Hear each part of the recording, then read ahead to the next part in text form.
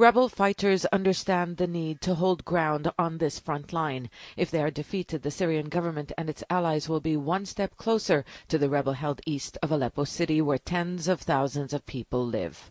After losing much territory in this northern province, the opposition is trying to prevent its stronghold inside Syria's second-largest city from being besieged.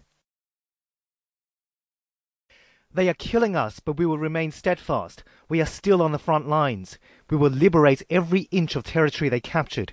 We won't surrender. We are here.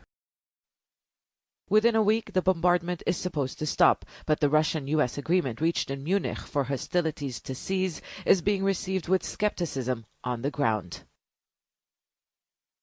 I don't think the international community represented by the US and Russia is serious about a ceasefire for now. They are postponing the peace talks to give the regime more time to take more ground. It means the rebels won't be able to regain this territory after a ceasefire is in place. The government is on the offensive in more than one corner of Syria. In the countryside of Homs, further south towards Damascus, the aerial bombardment is only intensifying and the casualties are rising. The rebels there no longer control supply lines into their strongholds, and the UN is warning that the 120,000 people inside risk hunger and disease. Members of the opposition inside and outside Syria have told us that they have little faith in the Syrian government and its backer, Russia. They say that the Munich deal will only give them time to make further gains on the ground, further weaken the opposition, and force the armed groups to surrender.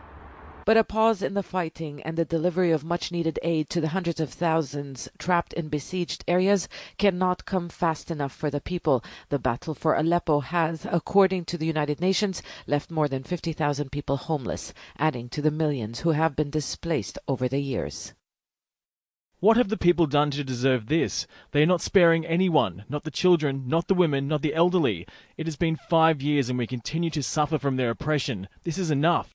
The conflict has laid waste to much of Aleppo and the rest of Syria. The government and its allies are confident they are close to a victory, but in this deeply divided country, claims of victory will have little meaning for anyone without a wider peace. Zena Khuder, Al Jazeera, Southern Turkey.